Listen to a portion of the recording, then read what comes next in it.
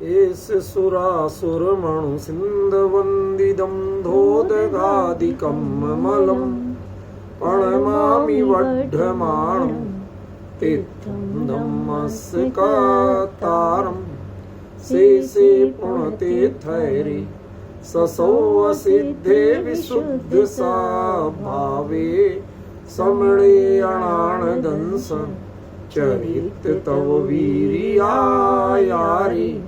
ते संवे समगम पतेगमेव पतेगम वन्दामि अवट्टन्ते अर्हन्ते मानुषे खेते किच्चा अरिहन्ताणं सिद्धाणं तरणमो गणहराणं अज्जावैवगाणं साहूणं चैव संवेसिं तेसिं विशुद्धदंसां प्राणपाणासमं समासेज्य ओवसंपयामि सम्मं जतोणिवाण संपत्ति।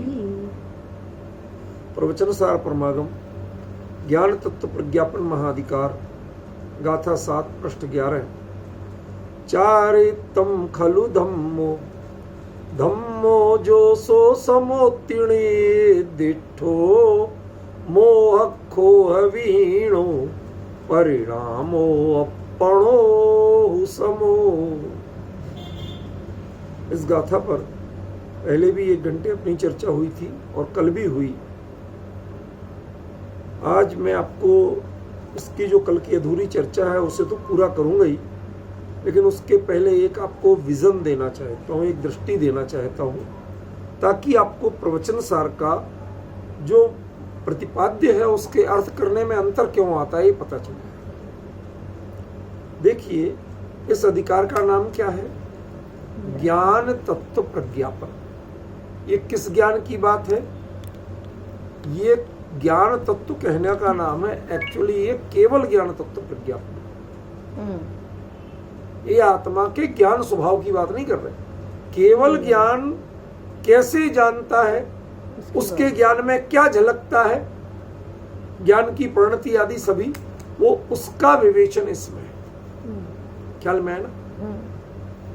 फिर ज्ञान, केवल ज्ञान ज्ञेय तत्व को कैसे जानता है, उसका विवेचन दूसरे अधिकार में।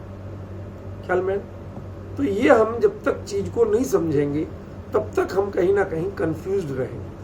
तो इसमें आगे जो इस गाथा में भी जो चर्चा है वह चर्चा तो चारित्र की है, पर उस चारित्र को केवली कैसे देखते हैं, केवली के ज्ञान में चारित्र क्या कहलाता है, ये उसकी चर्चा है। हम लोग चारित्र किसे कहते हैं उसकी चर्चा नहीं। लोक में सामान्य छद्मस्त जीवों में चारित्र किसे माना जाता है उसकी चर्चा नहीं है। ये चर्चा किस चारित्र की है? केवली के ज्ञान में चारित्र किसे कहते हैं। देखो, ऐसा होता है कई बार कि कभी कभी जब व्यापार में मंदा आदि चलता है तो मंदी आने पर लोग बाग कहते भाई साहब पैसे नहीं, आमदनी नहीं। और ऐसा कहते हुए भी हम लोगों को जब आमदनी नहीं होती है तो हम डरते हैं कि भाई अब सब्जी लेने जाएं कि नहीं, क्योंकि आमदनी नहीं, कैसे लाएंगे। और वो कहते भाई अभी ऐसा करो कि आप बेंटले वगैरह बाद में खरीद लेना, इस बार अकेली मर्सिडीज से काम चला लो बेटा। डिफरेंस समझ रहे? मंदी है, पैसा नहीं है, मर्सिडीज से काम चला लो। मतलब उनके लेवल में मंदी भी यदि होती है तो वो मर्सिडीज लेवल की होती है। इसी प्रकार जिनके ज्ञान में चारित्र होता है तो क्या, किसका नाम चारित्र? उन केवली के ज्ञान में इससे नीचे का ना जो है उसका नाम चारित्र नहीं है। यदि ये कॉन्सेप्ट आप नहीं लेंगे तो इससे अगली गाथा आपको और भी समझ में नहीं आएगी। क्यों? क्योंकि ये सारा विवेचन केवली के ज्ञान प्रधान है। केवली के ज्ञान में इन वस्तुओं का, इन गुणों का, इन परिणतियों का क्या स्वरूप है, किसे कहते हैं वो, और किससे मोक्ष होता है। देखिए, इस गाथा में एक ट्रायंगल है। ऐसे ट्रायंगल हमने आपको पहले भी बताए हैं। चारित्रम खलु धम्मो, चारित्र धर्म है, ए हो गया। जो धम्मो सो समो, जो धर्म है वही साम्य है, ये बी हो गया। और मोह और क्षोभ से विहीन आत्मा का परिणाम साम्य है, ये सी हो। इसका मतलब क्या हुआ कि जो चारित्र है, कहा तो उसे धर्म है, लेकिन वह वास्तव में चारित्र ही साम्य है। क्रम ख्याल में आया मुकेश जी के नहीं आया? नीचे मत ढूंढिए, नीचे कुछ नहीं मिलेगा, इधर सामने देखिए तो मिलेगा। क्या क्रम ख्याल में आया? पहला क्रम क्या है? ए जो है वो क्या है? वो है चारित्र। वास्तव में वास्तविक चारित्र ही धर्म है, ये ए हुआ। बी क्या हुआ? जो धर्म है वह साम्य है। सी क्या हुआ कि मोह और क्षोभ से विहीन आत्मा का परिणाम साम्य है। इसका मतलब चारित्र ही साम्य है। ए बराबर बी, बी बराबर सी, तो ए बराबर सी। कहना आचार्य ये चाहते हैं, तो फिर ये बीच में धर्म कहां से आया और क्यों आया? मेरा पॉइंट समझ में आ रहा? आज का प्रश्न एकदम नया है। फिर ये धर्म की चर्चा क्यों आई? आपको चारित्र को साम्य कहना था, या साम्य ही चारित्र है? साम्य से ही मोक्ष होता है। आप कहते चारित्र से मोक्ष होता है, पर कहते साम्य से मोक्ष होता है। तो जब दोनों चीजों को आप एक रूप बताना चाहते हो, तो आप बीच में धर्म की चर्चा क्यों लाए? मेरे पॉइंट समझ में आ रहा कि नहीं आ रहा? देखो, आगे की गाथाएं भी जो है वो धर्म पर केंद्रित है। आप पढ़िए अगली गाथा, अभी समझ में आ जाएगा मैं क्या कह रहा हूं। परिणमदिजेण धम्मम दव्वम तत्कालम तन्मयति परिणतम तम्हा धम्म परिणदो आदा धम्मो मुड़ेयम।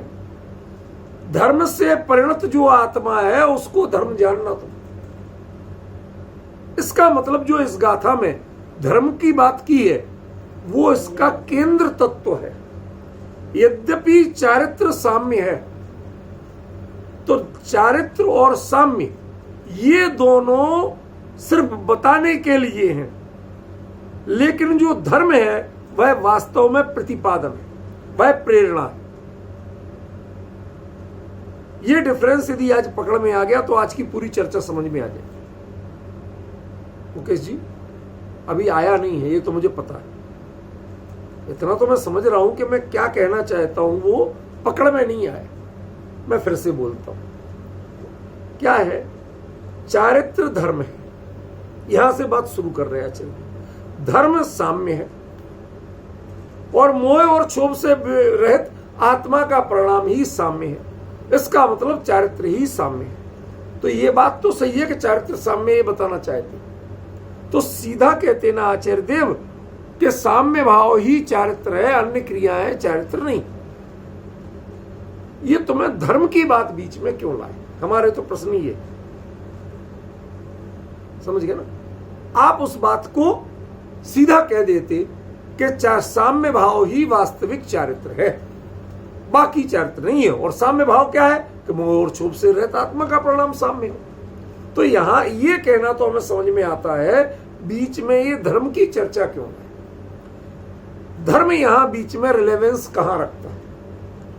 और मजे की बात यह है कि उस धर्म से ही आगे की चर्चा बढ़ा रहे। इसका मतलब वो सामान्य विषय नहीं, ये सोच विचार के आचार्य देव ने बीच में डाला। और जो आचार्य देव ने सोच विचार के डाला उसका उद्देश्य यदि नहीं निकाल पाएंगे तो ये तय मानिए कि हम अधूरी बात करेंगे। समझ गए? यदि हम उसका उद्देश्य नहीं निकाल पाएंगे तो हम इस गाथा का अधूरा अर्थ करेंगे।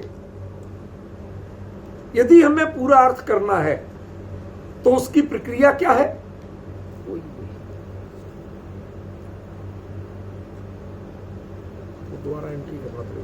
से। मेरा पॉइंट समझ रहे कि नहीं समझ रहे आप? देखो ये विषय क्या होते हैं कि बड़ी एकाग्रता के होते हैं। हम उपदेश नहीं दे रहे, प्रवचन नहीं दे रहे, व्याख्यान नहीं दे रहे, हम उस विषय को प्रॉपरली समझना चाहते हैं। ये पहले आप ध्यान दो। जब यदि आप प्रॉपरली समझना चाहते हैं तो आचार्य देव ने किस क्रम से बात कही है उस क्रम को लेके चलो। यदि आप उस क्रम को लेके नहीं चलोगे तो गड़बड़ हो जाएगी। हो पा रहा है नहीं हो पा रहा तो छोड़ दो, बैठ जाओ।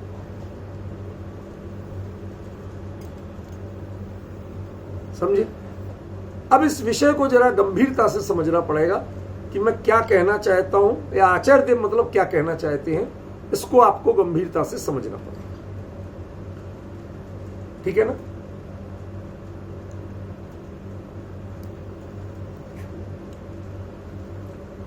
सुनो,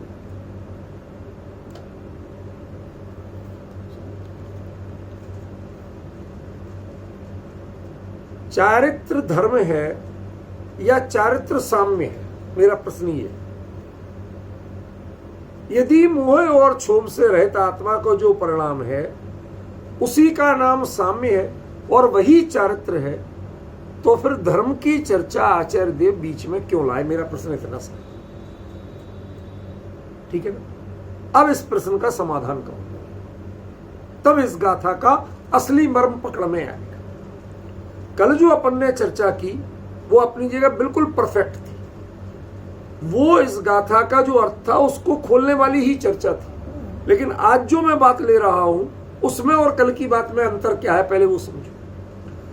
कल तीनों बातों पर अलग अलग फोकस था। खलु चारित्रम धम्मो, जो वास्तविक चारित्र है वही धर्म है। जो धर्म है वह साम्य भाव रूप है। कहा गया है तीर्ण दुष्टो, ऐसा कहा गया है। इसका मतलब क्षमादि भाव रूप जो धर्म है उसकी यहां कोई कीमत नहीं, उसकी चर्चा नहीं। रत्रत्र रूप जो धर्म है उसकी यहां कोई चर्चा नहीं। यहां मात्र कीमत किसकी है? साम्य भाव रूप जो धर्म है उसी की कीमत है। और मोह और क्षोभ से रहित आत्मा का परिणाम साम्य है, ये उसकी डेफिनेशन दे दी। यहां तक की बात अपनी जगह बिल्कुल ठीक है। अब मेरा प्रश्न जो है उसको अच्छी तरह समझो तो उत्तर समझ में आएगा, वरना मेरे उत्तर देने का कोई फायदा नहीं। मेरा उत्तर प्रश्न क्या है कि इसके जब यदि मोह और क्षोभ से रहित जो आत्मा का साम्य रूप परिणाम है वही चारित्र है, ये कहना था, तो धर्म की चर्चा बीच में क्यों लाए? सीधी बात करते कि मोह और क्षोभ से रहता आत्मा का परिणाम ही साम्य है और साम्य चारित्र से ही, और साम्य ही चारित्र है और चारित्र से ही निर्वाण की प्राप्ति होती है। ठीक है ना? ये एक सिंपल सी बात थी, बिना घुमाए फिरे की बात थी। अब यदि इसमें घुमाना फिराना हो रहा है तो वो क्या हो रहा है कि बीच में अतिरिक्त चर्चा धर्म की आ रही। चारित्र की चर्चा पिछली गाथा में थी, मोक्ष की चर्चा पिछली गाथा में थी, ये कोई नई बात नहीं। अब आपने चारित्र की परिभाषा बता दी कि मोह और क्षोभ से रहित आत्मा का जो साम्य भाव रूप परिणाम है वही चारित्र है। ये तो चारित्र की परिभाषा बता दी, बहुत अच्छा था। लेकिन इसमें एक्स्ट्रा चर्चा किसकी हुई? धर्म की। ये धर्म की चर्चा क्यों की आचार्य ने? हमें तो ये पूछना, हमें ये समझ रहा है अच्छी तरह से। हमारी जिज्ञासा का विषय ये कि यहां आचार्य देव ने धर्म की चर्चा क्यों शुरू की। और मजे की बात यह है कि आगे की गाथाओं में जो चर्चा बढ़ा रहे हैं वो चर्चा आप धर्म की बढ़ा रहे हैं। समझ रहे ना? वो किस पे बेस रहेगी? धर्म शब्द पे बेस रहेगी। इसका मतलब है कि इस गाथा में चारित्र और साम्य, इनसे भी बड़ा महत्वपूर्ण बिंदु है धर्म। अब पिछली गाथा और 8वीं गाथा, इन दोनों का लिंक यदि बिठाना है तो इस गाथा में धर्म की समीक्षा करना पड़ेगा कि आचार्य देव ने यहां धर्म का नाम क्यों लिया। क्योंकि पिछली गाथा में चारित्र की तो चर्चा थी। क्या चर्चा थी भाई साहब, बता सकते हैं आप? दंसण पहाड़ा दो चारित्ता दो, दर्शन और ज्ञान है प्रधान जिसमें ऐसा चारित्र। वो चारित्र नहीं कि जो हम व्रत उपवास ये वो रिद्धि विद्धि के लिए करते हैं, उसका नाम चारित्र नहीं। जिसमें मात्र दर्शन ज्ञान की प्रधानता है उसका नाम चारित्र। ये पिछली गाथा में बात थी। अब दर्शन ज्ञान की प्रधानता जिसमें है, ऐसा चारित्र कौन होता है, किसको मिलता है? कि ऐसा चारित्र मिलता है कि मोह और क्षोभ दोनों जिसके अतीत हो जाए, क्षीण हो जाए, नष्ट हो जाए, उसको ऐसा चारित्र मिलता है जिसमें मात्र दर्शन ज्ञान की प्रधानता होती है। पॉइंट समझ में आ गया? तो ये पिछली गाथा और इस गाथा का तो लिंक मिल गया। अब आपको लिंक मिलाना क्या है? अगली गाथा में कह रहे हैं कि तम्मा धम्म परिणतो आदा धम्मो मुड़े अब्बो, जो धर्म से परिणत आत्मा है उस आत्मा को ही धर्म जानना। तो छठवीं गाथा में ये बात कहां आई? मतलब छठवीं में उसका बीज होना चाहिए, तब सातवीं में उसको बड़ा किया और आठवीं में उस पर चर्चा शुरू की। छठवीं में वो बीज कहां है, हमें वो निकालना है। कहते जीवस्य चरित्रादो, जीव का जो चरित्र है, ये पिछली गाथा में है कि नहीं है? और अगली गाथा में क्या कह रहे हैं 8वें में? धम्म परिणतो आदा धम्मो मुड़े अब्बो। वहां भी यहां जीव की चर्चा है, वहां आत्मा की। जो धर्म से परिणत आत्मा ही धर्म है, और यहां जो चारित्र है वो किसका है? वो जीव का है। वो देहादि के आश्रित नहीं है, संयोग आश्रित नहीं है। ख्याल में है ना? तो इसमें जो जीव शब्द है और 8वीं गाथा में जो आधा शब्द है, ये दोनों है मूल सूत्र, ये मूल विषय।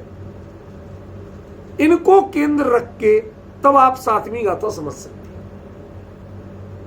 समस्या ये हो रही है कि आप उसको समझ ही नहीं पा रहे, जो मैं कहना चाहता हूं उसको आप पकड़ नहीं पा रहे। अमित जी, कम से कम आपको तो बहुत अच्छा पकड़ना चाहिए। क्यों? क्योंकि ये बिल्कुल टेक्निकल क्वेश्चन है। भाई, जब हमने चर्चा की थी कि ये ग्रंथ है, ग्रंथ या शास्त्र नाम क्यों है? क्योंकि इसमें परस्पर अनुबद्धता होती है, एक को लिंक्ड होती है। ये हर गाथा अपनी स्वतंत्र नहीं, और उस लिंक को यदि नहीं पहचान पाए तो आप अर्थ तो कर लोगे, पर आचार्य क्या कहना चाहते हैं वो अर्थ नहीं कर पाओगे। इसलिए मैंने आज बात छेड़ी कि 6वीं गाथा में आचार्य देव ने क्या कहा कि दर्शन ज्ञान प्रधान, जीव के दर्शन ज्ञान प्रधान चारित्र से निर्वाण की प्राप्ति होती है। ठीक है ना? ये बात कही थी 6वीं गाथा। 7वीं गाथा में कहते हैं चारित्र शब्द वहां आया तो चारित्र की व्याख्या यहां करने लगी। चारित्र वास्तव में धर्म है। ठीक है भैया? फिर उसके बाद में जो मोह और क्षोभ से विहीन आत्मा का परिणाम है। अब देखो, पिछले में भी जीवस्य आया था, यहां भी आत्मा का आगे। ठीक है ना? वह आत्मा का परिणाम ही साम्य है और वही चारित्र है। ये लिंक तो हमें मिल गई।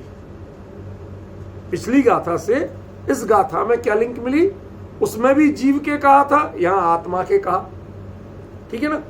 उसमें दर्शन ज्ञान प्रधान चरित्र की बात की थी, यहां कह दिया दर्शन ज्ञान प्रधान चरित्र कौन सा होता है कि मोह और क्षोभ से विहीन जो आत्मा का परिणाम है वही वास्तव में दर्शन ज्ञान प्रधान चरित्र। भाई साहब, ठीक है? ये दो बातें तो क्लियर हुई। देखो, जब तक आप लोगों के चेहरे से वो हमें रिस्पॉन्स नहीं मिलेगा ना, तो ये गंभीर विषय है, इसमें मैं व्याख्या नहीं कर सकूंगा, फिर मैं अटक जाता हूं। यदि अटकाना नहीं है तो आपको यहां पर केंद्रित होना पड़ेगा और रिस्पॉन्स देना पड़ेगा। समझ रहे ना? मैं फिर से बोलता हूं एक बात को। पिछली गाथा में जीव के दर्शन ज्ञान प्रधान चारित्र से निर्वाण की प्राप्ति होती है, यह पिछली गाथा का सरल अर्थ। ठीक है? इस गाथा में चारित्र का स्पष्टीकरण कर रहे कि चारित्र, वास्तविक चारित्र कौन है कि जो मोह और क्षोभ से रहित आत्मा का परिणाम है, जिसे साम्य भी कहते हैं, वो वास्तविक चारित्र। ये दो बातें तो मिल गई पिछली गाथा से, इस गाथा की ये लिंक तो मिल गई। लेकिन हमें अकेले इन्हीं की लिंक नहीं मिलाना है, ये बीच की गाथा आई क्यों, क्या जरूरत थी? कहते अगली गाथा में जो चर्चा करनी है उसका लिंक मिलाने के लिए बीच की गाथा थी। अगली गाथा में धर्म से परिणत आत्मा को धर्म कह रहे, तो इस गाथा में धर्म की चर्चा आना चाहिए थी। वो उन्होंने कह दी कि चारित्र वास्तव में धर्म है, साम्य नहीं कहा, सीधा धर्म साम्य है। तो भाई आप सीधा कहते ना कि चारित्र वास्तव में साम्य है, बीच में धर्म क्यों लाए? मेरा सारा प्रश्न यहां केंद्रित है। ये आप जब समझेंगे तो इसका आज की चर्चा का मर्म खुलेगा। यदि ये नहीं समझेगा तो मर्म नहीं खुलेगा, क्योंकि जब तक सामने प्रश्न ही समझ में नहीं आ रहा मैं उत्तर क्या दूं? ठीक है ना? देखो कल आपको एक क्लू दिया था, धर्म माने क्या, क्या बताया था, याद है? धर्म माने कर्तव्य बताया था, धर्म माने स्वभाव नहीं बताया था। याद करो आप, 3 बार बोला था यही कि यहां धर्म माने कर्तव्य है, धर्म माने स्वभाव नहीं है। जैसे अग्नि का स्वभाव उष्णता है, उसे अग्नि का धर्म कहते हैं, उस अर्थ में यहां पर धर्म शब्द का प्रयोग है। यहां धर्म शब्द का प्रयोग कर्तव्य के रूप में। आपको बताऊं मैं,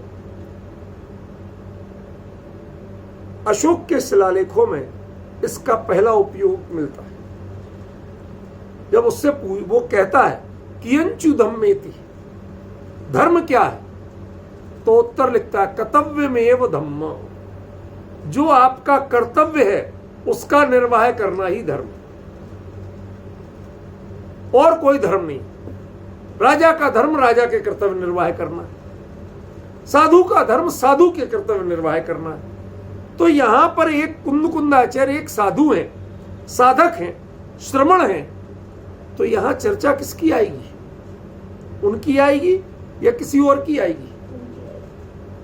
तो यहां जो चारित्र की बात है, ये चारित्र कुंद के लिए कर्तव्य चारित्र क्या है,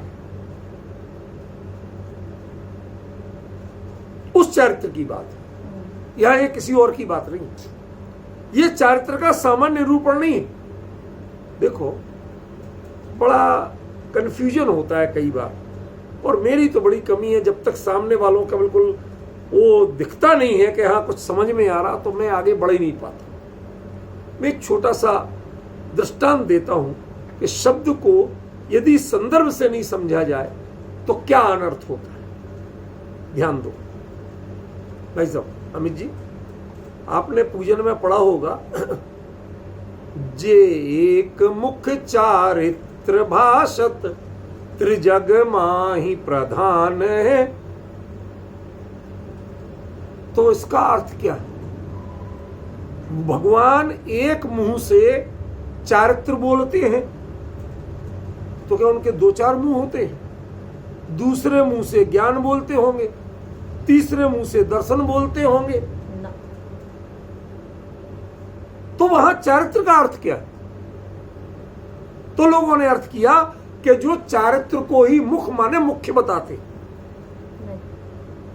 वहां क्या अर्थ किया कि जो चारित्रम खलु धम्मो, इसका अर्थ करते हैं लोग वहां कि देखो उन्होंने चारित्र को ही मुख्य बताया,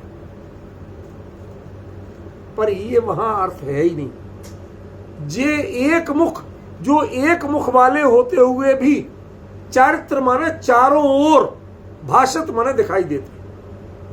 समोसरण में भगवान 4 नहीं होते, एक ही होते, लेकिन वो चारों ओर से दिखाई देते। वहां चारित्र का अर्थ ये है। अब लोगों ने खींचतान के उसका अर्थ क्या किया कि देखो पूजन में भी लिखा है कि भगवान तो चारित्र की ही मुख्यता बताती। अब वो मुख्य का अर्थ उन्होंने मुख्यता कर दी, जबकि वहां वो है ही नहीं। भाई साहब बात समझे कि नहीं? तो इसका मतलब है जो शब्द जहां प्रयुक्त है वहां उस वक्ता का अभिप्राय निकाले बिना आप उसका अर्थ नहीं कर सकते। शब्द तो है और आप खींचतान के कुछ भी अर्थ कर सकते हैं, मिला सकते हैं। एक मुख चारित्र भाषा, जो चारित्र को ही मुख्य बताते हैं, और यहां कह दो देखो चारित्रम खलु धम्मो, कुंद कुंद ने कहा भी ये चारित्र ही धर्म है। तो अब आपको बातें मिलती जुलती लग रही हैं, लेकिन इससे उसका अर्थ नहीं किया जा सकता। वो पूजन है, और पूजन में बताया गया भगवान समोसरण में जब हम आपकी पूजा करते हैं, आप यद्यपि एक मुख वाले हो, लेकिन हम चारों ओर घूम जाए तो चारों ओर आप ऐसे ही दिखाई देते हो जैसे मेरे ही सामने। तो वहां उसका अर्थ खाली वो है, चारित्र माने चारों ओर, जैसे यत्र तत्र सर्वत्र, इनमें जो त्रा जुड़ा है वो क्षेत्रवाची। समझ? सर्वत्र माने सब ओर, यत्र माने जहां, तत्र माने वहां, ये सब इसमें त्रा जो है वो क्षेत्रवाची। तो चारित्र में वहां पर जो कह रहे हैं वो त्रा क्षेत्रवाची, वो चारित्र शब्द नहीं है, एक्चुअली वो चारित्र है, चारों ओर। समझे ना? तो ये डिफरेंस जब तक नहीं आएगा पकड़ में कि आज ज्ञानी जब जहां लिख रहे हैं उसके पीछे उनका दृष्टिकोण क्या है, जब तक हम ये नहीं पकड़ पाते हैं तो माफ करना, आप अर्थ तो पंडित बन के कुछ भी कर सकते हो और सिद्ध भी कर दोगे प्रमाण देके, लेकिन वह अर्थ सही होगा इसकी कोई गारंटी नहीं। सही अर्थ निकलता है वक्ता और प्रकरण के अनुसार। वक्ता का अभिप्राय क्या है और वह प्रकरण में क्या बात ले रहा है, इन दोनों की संगति जब बैठती है तब सही अर्थ निकलता है। तो मेरा प्रश्न आपसे क्या हुआ अमित जी? क्या प्रश्न हुआ आपसे? मेरा प्रश्न यह है कि इस गाथा में धर्म का नाम क्यों लिया? सीधी बात यह कि धर्म का नाम लिया क्यों? क्योंकि आप सीधे कहते चारित्र की बात कर रहे थे, चारित्र की परिभाषा बता देते। चारित्र धर्म है ऐसा क्यों कह रहे हैं? बीच में एक और खड़ा क्यों किया? ठीक है ना, ये प्रश्न है मेरा असली।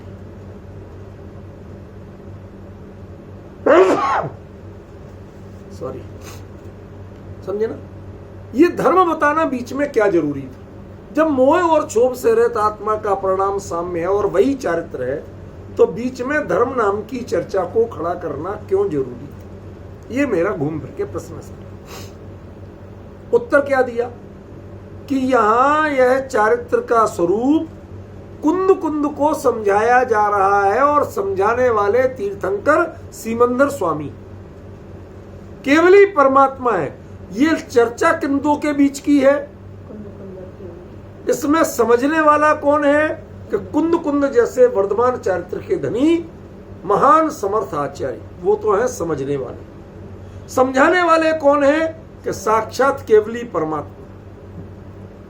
अब इस दो इतने हाई लेवल के बीच की बात हो तो उनकी शब्दों का अर्थ उनके लेवल से निकाला जाए क्या हमारे लेवल से निकाला जाए? एक सिंपल सी बात समझ में आ रही भाई साहब? तो यहां पर धर्म का अर्थ क्या? कुंद कुंदाचार्य जब पूछते हैं, जिज्ञासा रखते हैं, तो वो कहते हैं भैया तुम्हें चारित्र ही मात्र धारण करने योग्य है।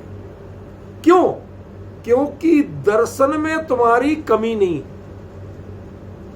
श्रद्धान में कमी नहीं है। भाई साहब क्या कह रहा हूं मैं? पकड़ पा रहे? मैं कभी कभी शब्द बोल के जब रुक जाता हूं ना तो आप और ज्यादा सोचा कर। श्रद्धान में कमी नहीं है माने? हाँ, छायक सम्यक दर्शन हो चुका है, ये सिमंदर स्वामी प्रमाणित कर रहे हैं।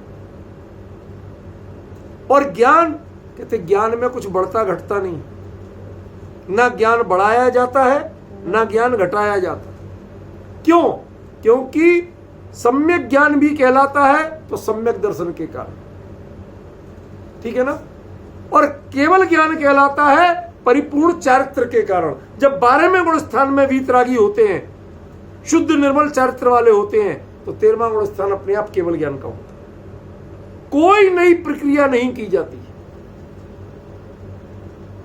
समझ रहे हैं? इसलिए सबसे महत्वपूर्ण बात, अब आचार्य कुंद कुंद को धारण करने लायक कोई चीज है, करने लायक कोई चीज है, तो वो तुम्हारे लिए चारित्र है, वह तुम्हारे लिए ना तो श्रद्धा में करने लायक नहीं बचा, परिपूर्ण कर लिया, और ज्ञान करने से होता नहीं कभी के। आत्मा तो केवल ज्ञान स्वभावी ही है, प्रत्येक पर्याय वह केवल ज्ञान रूप ही है। अब आप उसका उस रूप में यूज नहीं कर पाते तो उसमें कमी आपके कैरेक्टर की, आपके चरित्र की, समझ गया। इसलिए उन्होंने कहा कुंद कुंद तुम्हें चारित्रम खलु धम्मो, तुम्हें असली चारित्र ही धारण करने योग्य है, वही अपनाने योग्य है।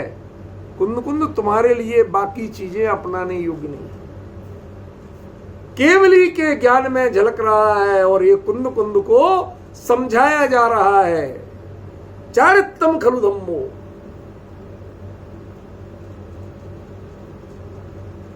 ठीक है आपने बता दिया, कर्तव्य कह दिया, फिर धर्म शब्द का प्रयोग करने की क्या जरूरत है?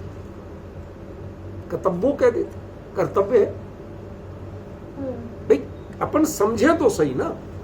देखो कर्तव्य और धर्म, इन दोनों में जमीन आसमान का अंतर है।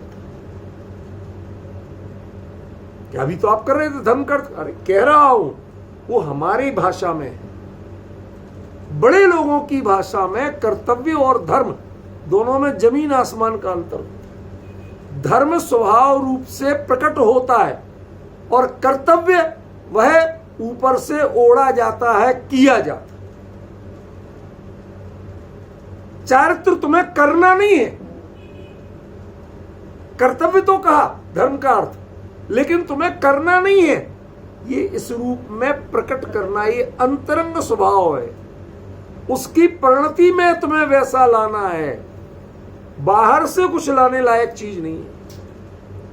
इसका कर्तव्यपना पर से संबद्ध नहीं है, अरे पर तो दूर कर्म से संबद्ध भी नहीं, क्योंकि कर्म की चिंता करके कभी किसी को आज तक केवल ज्ञान नहीं, ज्ञानावरणी का अभाव करके केवल ज्ञान नहीं होता भाई साहब।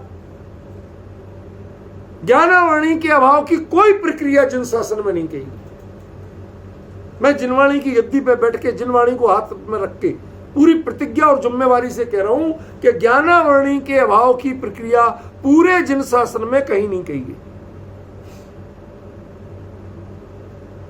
कही गई तो श्रद्धान की और चारित्र की, ज्ञान के लिए कोई प्रक्रिया नहीं की। ज्ञानावरणी का अभाव कैसे करो इसकी नहीं, जो भी प्रक्रियाएं हैं वो दर्शन मोह और चारित्र मोह के अभाव की, माने सम्यक श्रद्धान और सम्यक आचरण। तो ज्ञान को जो केवल ज्ञान रूप होना है, कहते वो तो आचरण शुद्ध होते ही अपने आप होता है, उसके लिए कर्तव्य कुछ नहीं। इसलिए तुम्हें कर्तव्य है तो धर्म रूप में कर्तव्य है, कर्तव्य माने पराश्रित पने के रूप में कर्तव्य। तुम्हें ज्ञानावरणी का हित करके तुम्हें केवल ज्ञान नहीं पाओगे, ज्ञानावरणी के विरुद्ध मुहिम छोड़ के तुम केवल ज्ञान नहीं पाओगे, बल्कि तुम चारित्र को, साम्य रूप में जो चारित्र है उसको अपना करके केवल ज्ञान पाओगे। ये अर्थ क्यों कर रहा हूं? क्योंकि ये अधिकार ज्ञान तत्व के प्रज्ञापन का।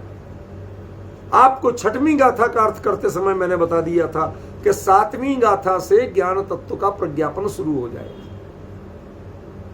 फिर इसका अर्थ केवल ज्ञान से भिन्न नहीं कर सकते।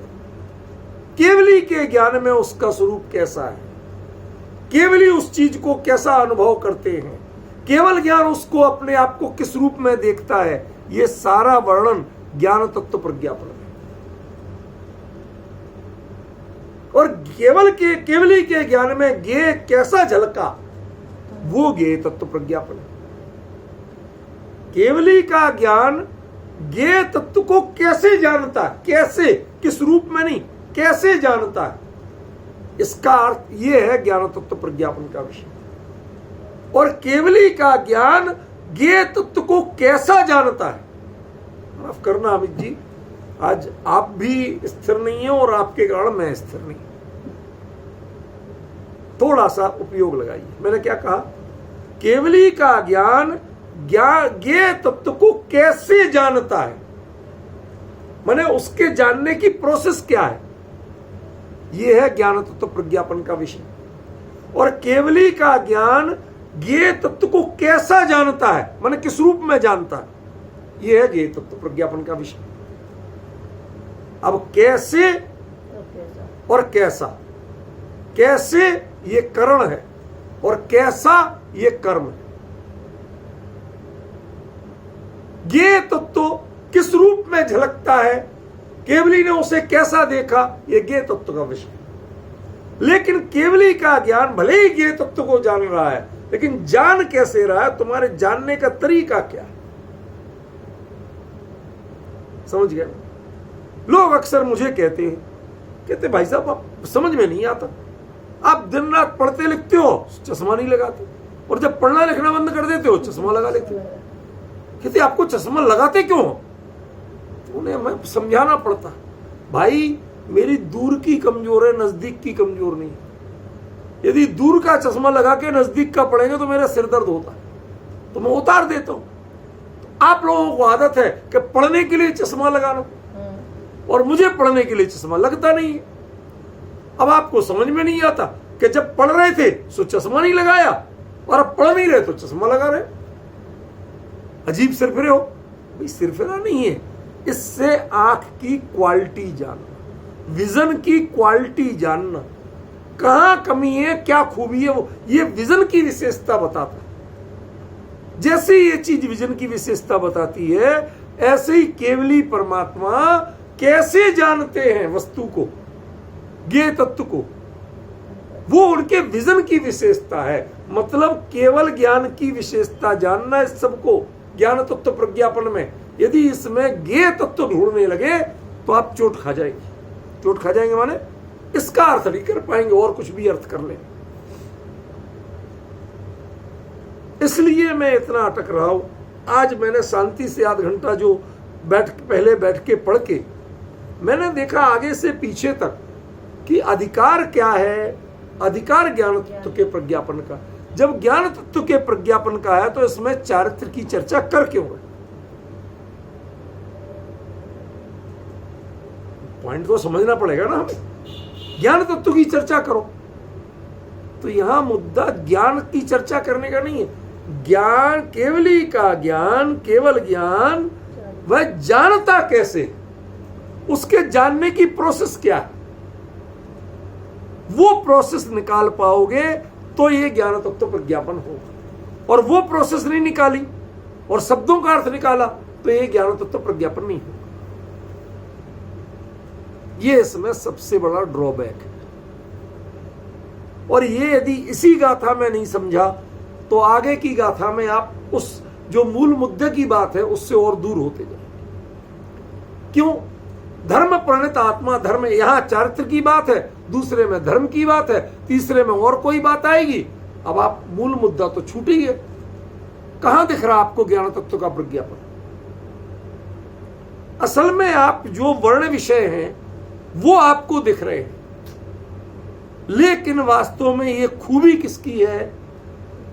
ये ज्ञान की खूबी के लिए वर्ण विषय बता रहे हैं। फॉर द एग्जाम्पल एक बात कहता हूं, कठिन है एग्जाम्पल लेकिन आप परिचित हैं। समंत भद्राचार्य ने जब केवली की सिद्धि की, सर्वज्ञ की सिद्धि की, तो उन्होंने क्या कहा?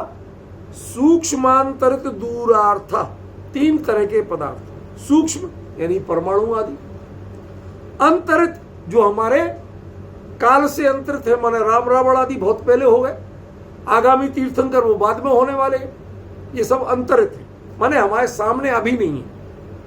और तीसरे दूर जो क्षेत्र से बहुत दूर है, जैसे मेरू पर्वत आदि। ये तीन तरह के पदार्थ हैं। ये पदार्थों की विशेषता नहीं बता रहे, ऐसे विशेषता वाले जो पदार्थ हैं वो भी जिनके ज्ञान में प्रत्यक्ष होते हैं, उस ज्ञान को सर्वज्ञ कहते हैं, उस ज्ञान को केवल ज्ञान कहते हैं। ये विशेषता किसकी हुई? ज्ञान की के पदार्थों की।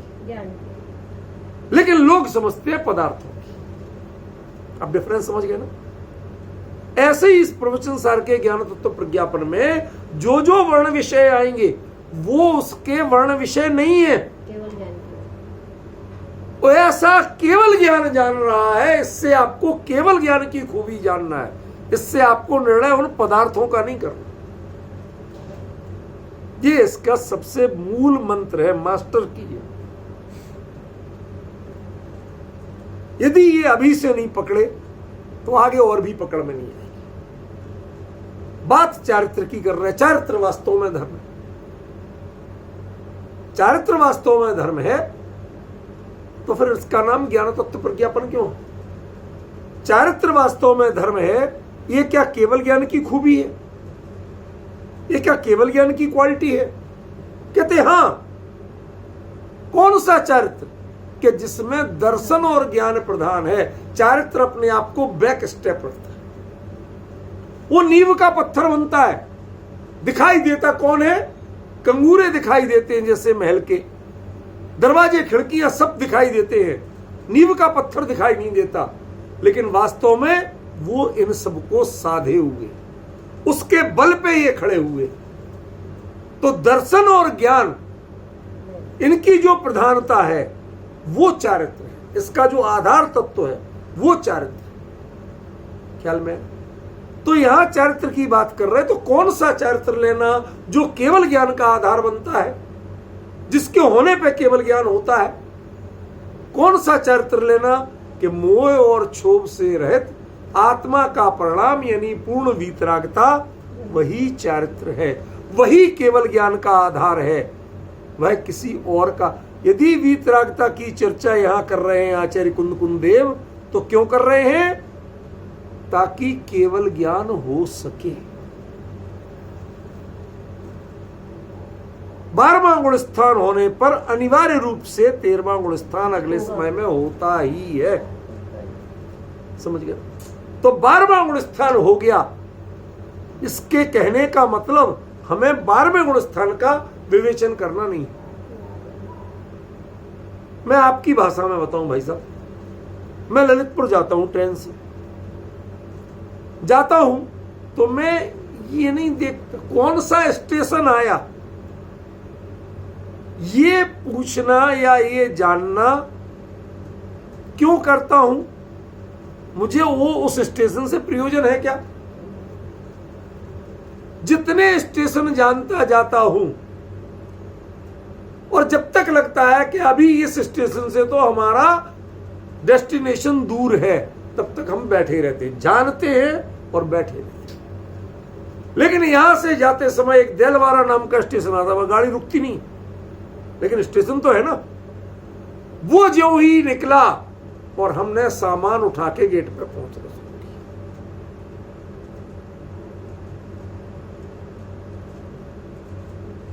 अब आप पॉइंट समझ रहे हैं मैं क्या कहना चाह रहा हूं? वो जो निकला ना, वो निकल गया। अरे तो क्या आपको वहां उतरना? वो मेरा लक्ष्य था ही नहीं, वो निकल गया। इसका मतलब मेरा लक्ष्य आने वाला है। अब पॉइंट समझे? अब आप रेलवे वाले हो ना, रेलवे की भाषा में जल्दी समझते हो। क्या ऐसे ही 12वें गुण स्थान का मतलब क्या है? कि अब केवल ज्ञान का अब स्वरूप आएगा, अब केवल ज्ञान आएगा। ऐसा होने के बाद जो ज्ञान होता है उसे केवल ज्ञान कहते हैं। ये केवल ज्ञान का बेस बता रहे हैं, ये चारित्र की चर्चा नहीं कर रहे।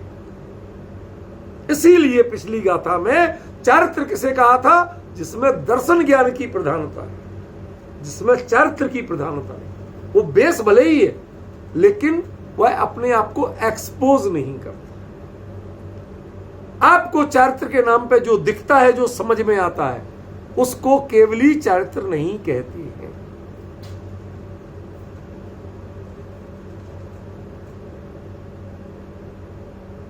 एक बात बताओ, तप और त्याग ये चारित्र हैं कि नहीं? चलो 3 जोड़ देते, संयम, तप और त्याग, ये तीनों चारित्र के पार्ट हैं कि नहीं?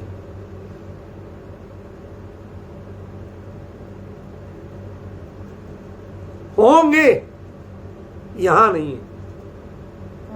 अब आप डिफरेंस समझ रहे ना? होंगे माने जिनवाणी में और कहीं पढ़ो तो तत्व सूत्रादि में वहां मिल जाएंगे। समझ में?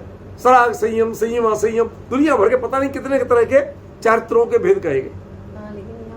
लेकिन यहां पर जो चारित्र की बात है ये उस चारित्र की बात नहीं। वो देलवारा इतना छोटा सा स्टेशन है जिसमें प्रॉपर प्लेटफॉर्म तक नहीं, उसके बावजूद वो हमें अपने स्टेशन के लिए लैंडमार्क है।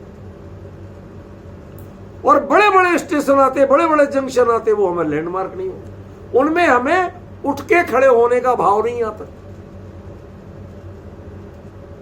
अंतर समझ रहे ना? भाव नहीं आता। भाव कहां आता है? जहां ना तो ट्रेन को रुकना है, ध्यान देना मैं सोच समझ के बोल रहा हूं, जहां ना तो ट्रेन को रुकना है, जीव की परिणति को वहां 12वें गुण स्थान में रुकना नहीं है, रुकती है तो कहां? 13वें गुण स्थान में आके अरहंत अवस्था, वो एक आपका प्रॉपर प्लेटफॉर्म है, वहां रुकती है। 12वां गुण स्थान तो एक समय का है, एक समय में 13वां गुण स्थान। परिचय किसका होगा? केवल ज्ञान से। उनको कहा क्या जाएगा? केवली कहा जाएगा। समझ गया? तो 12वां गुण स्थान जो वीतरागता का है वह सबसे उत्कृष्ट चारित्र है, और वह उत्कृष्ट चारित्र को यहां कहा जा रहा है। लेकिन क्यों कहा जा रहा है? ताकि आप केवल ज्ञान का स्वरूप जान सके। इसके बाद ये वो भूमिका है, ये वो बेस है जहां केवल ज्ञान प्रकट होता है। यदि आप ऐसी दृष्टि वाले नहीं बने कि जिसमें मोह भी ना हो और क्षोभ भी ना हो, तो आपको केवल ज्ञान 3 काल में समझ में नहीं आता। जिसके मोह और क्षोभ बचा हुआ है वो केवल ज्ञान को और केवल ज्ञान का स्वरूप कभी 3 काल में नहीं समझ सकता। इसलिए इस गाथा का अर्थ वास्तव में क्या है? केवल ज्ञान। धम्म प्रणदो आदा धम्मो मुड़े अव्वो, वो आत्मा धर्म है, वो अपने कर्तव्य रूप में है, एक्टिव है, पुरुषार्थी है। आप जो कहते हैं, आशंका करते हैं, केवली करते क्या है? क्योंकि वो आपके न व्रत करते दिखते, न उपवास करते दिखते, न तीर्थ यात्रा करते दिखते, न प्रतिक्रमण करते, न सामायिक करते। कुछ करते हैं भाई साहब? नहीं। कुछ करते हैं? कुछ नहीं करते। तो मतलब पुरुषार्थ तो खत्म हो गया। अब आप डिफरेंस समझ रहे ना? ये अब जो आप पॉइंट पे आए वो पॉइंट यहां मैं बताना चाहता हूं। वो पुरुषार्थ है,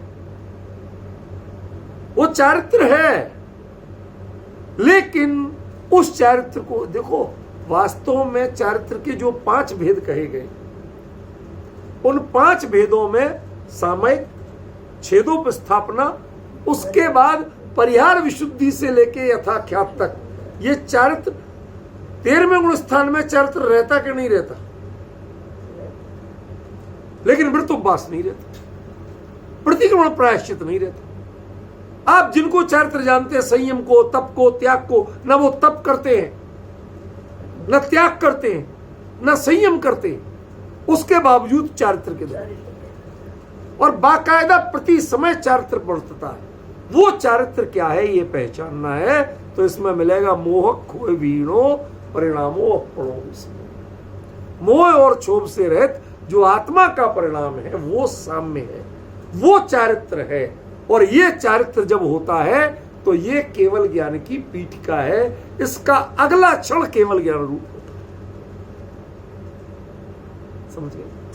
और उससे जो ही आत्मा परिणत हुआ तो वह जीता जागता धर्म स्वरूप कहा जाता है। केवली प्रणतम धम्मम शरणम पवज्जा। वो जो कहते हैं वो व्यक्ति स्वयं धर्म है और उनके द्वारा बताया गया धर्म होता है। अज्ञानियों के द्वारा बताया गया धर्म धर्म नहीं होता, केवली के द्वारा बताया गया धर्म धर्म। अब डिफरेंस समझ रहे हो आप? लिंक समझ रहे हो? ये है असली लिंक। हमने चूंकि इस तरह से पढ़ना नहीं सीखा, हमने क्या पढ़ा? चारित्र वास्तव में धर्म है, धर्म साम्य है, साम्य मोह और क्षोभ से परिणाम है। ये 3 चीजें सीखना वास्तव में इस गाथा का अर्थ नहीं है। इन तीन से जब केवल ज्ञान और केवल ज्ञान की परिणति, उसका फंक्शन आपको नजर में आए, तब समझना आपने इस गाथा का अर्थ जाना।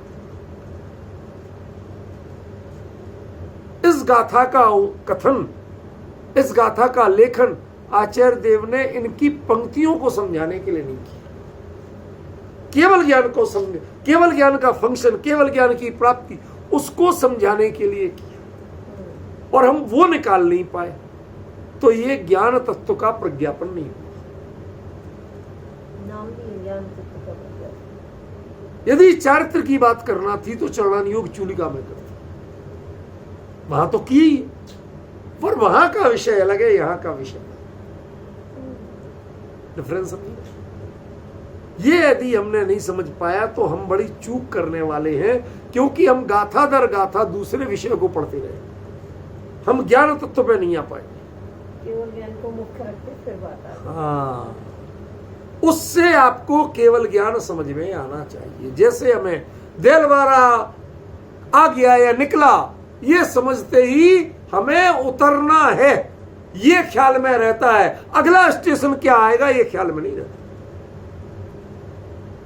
वो तो सुनिश्चित है क्योंकि इसके बाद वही आता, लेकिन वो स्टेशन आएगा ये हमारा टारगेट नहीं है, हमें वहां उतरना है, ये हमारा टारगेट है। ऐसे ही चारित्र वास्तव में धर्म है, धर्म साम्य रूप है, और साम्य मोह क्षोभ से रहित परिणाम है। ये सब बताना उद्देश्य नहीं है। ये बताना क्यों बता रहे कि ऐसी परिणति में केवल ज्ञान का अवतार होता है, केवल ज्ञान प्रकट होता है। ऐसी परिणति नहीं हो तो केवल ज्ञान प्रकट नहीं। जिसके ऐसी परिणति नहीं है उसके वह केवली हो ही नहीं सकता। इसका बेस, इसका लिंक यहां है।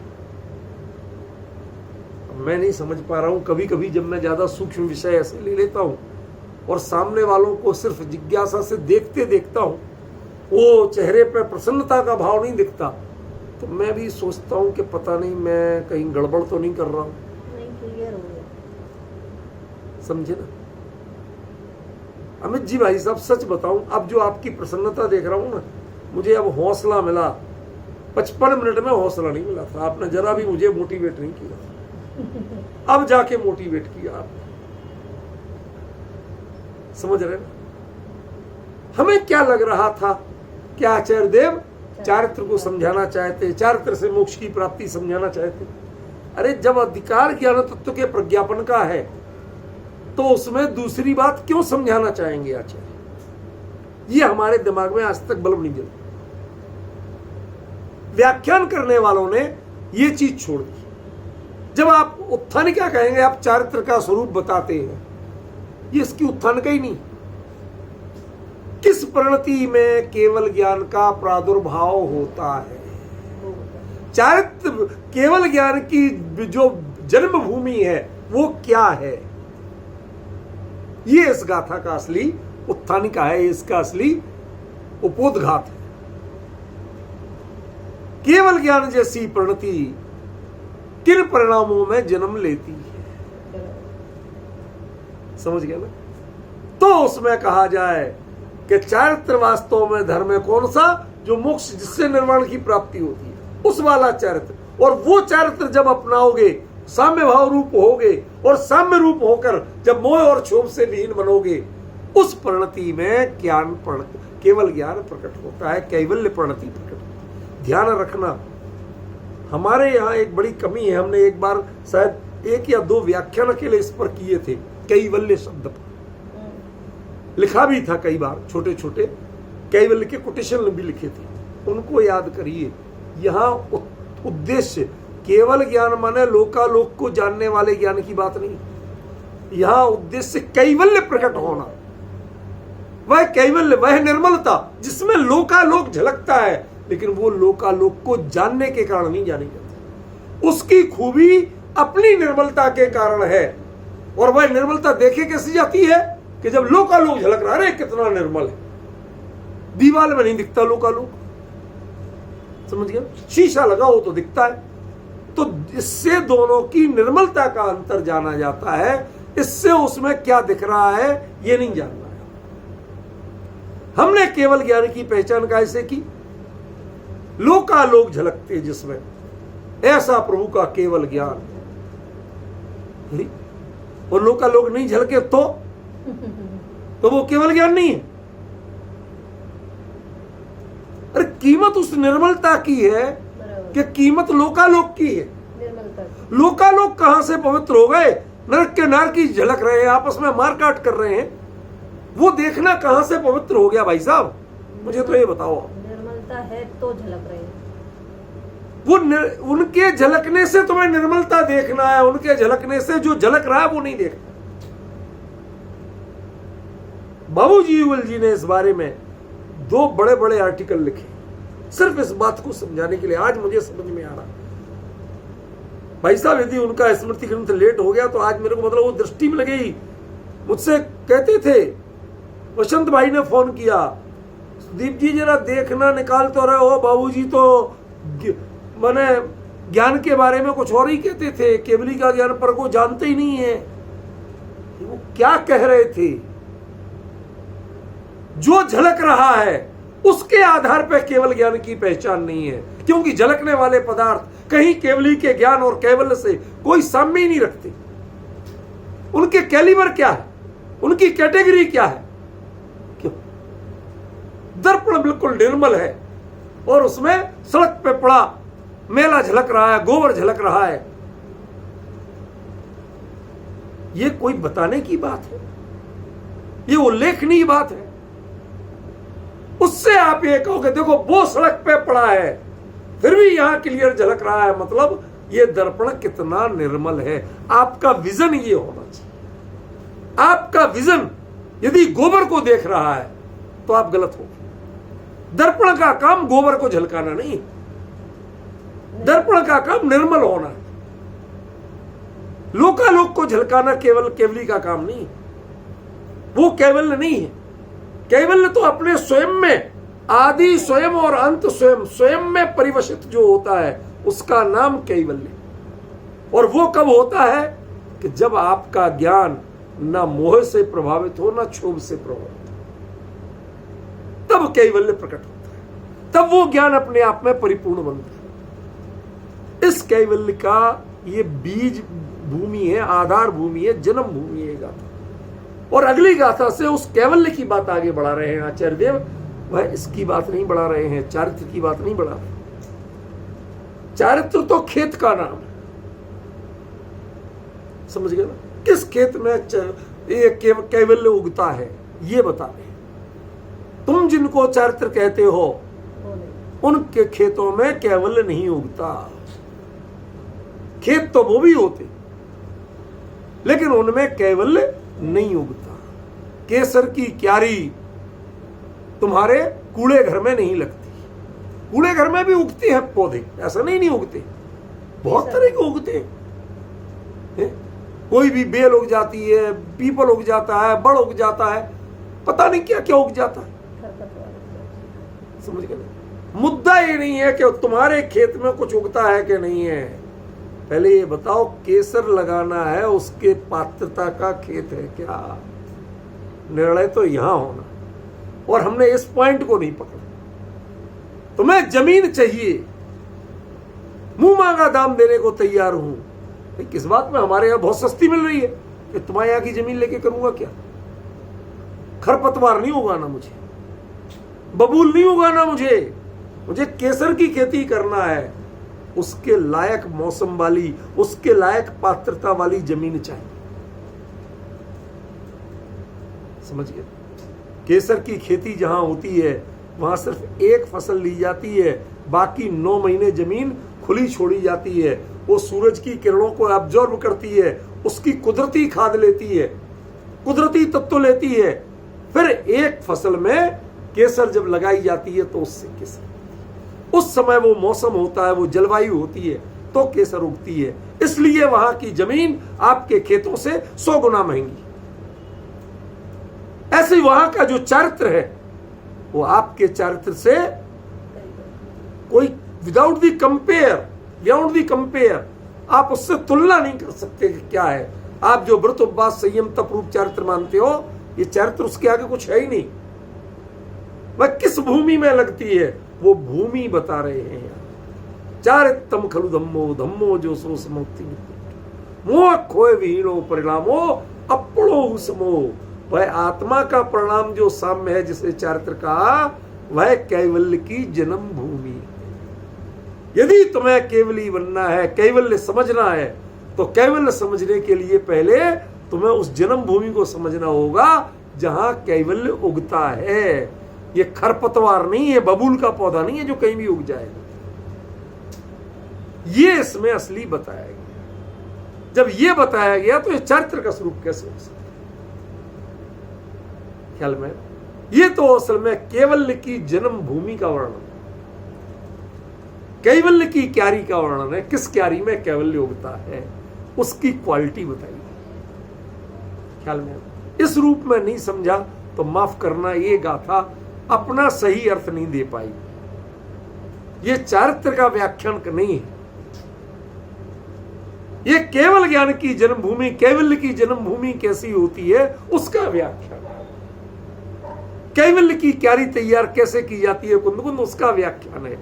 तुम्हें यदि केवली बनना है, केवली माने दुनिया को जानने वाला नहीं, केवली माने अपने आप में परिपूर्ण वो बनना है, तो तुम्हारी प्रणति ऐसी होनी चाहिए। इसलिए यहां धर्म शब्द का प्रयोग किया। अब आप लोग थोड़ा लिंक में आ गए हैं, अब इसका खुलासा कल करके फिर आगे बढ़ेंगे आज के समय।